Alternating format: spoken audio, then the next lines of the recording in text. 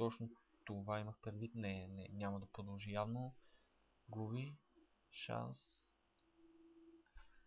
Прекалено много зилоти, но от друга страна това не е зле, понеже с дефилера на Sweeper би станало безмислено появата на много арчони, които правят прекалено малък демидж, за да направят каквото и да е била под Swarm.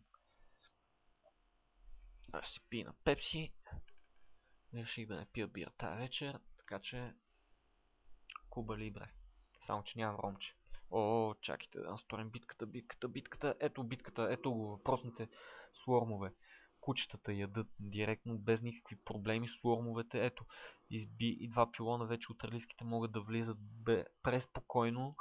Този експант с една кула и Старгейт, нищо не може да се опази по никакъв начин.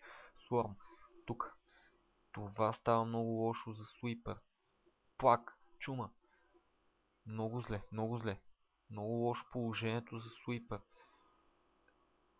Този Слорм, този експант тук, като че ли може и да успее да го запази Суипър, но просто загубите са огромни с загубените ресурси покрай всичките тези кули.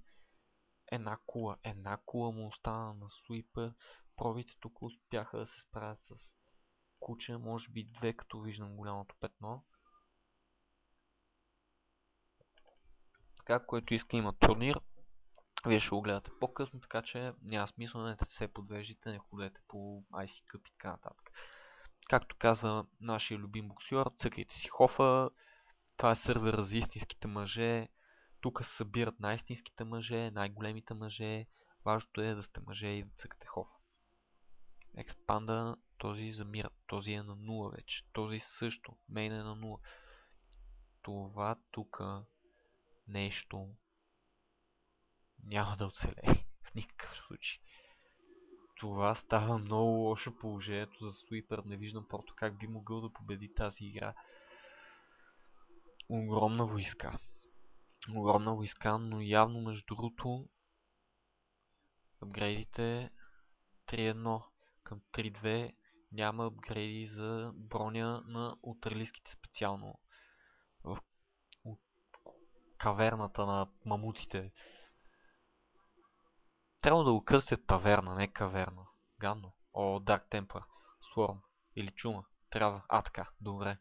Точно така трябваше да подходи Немо. През това време експанда умира. Няма никакви проби за Суипър. Да, ГГ. ГГ.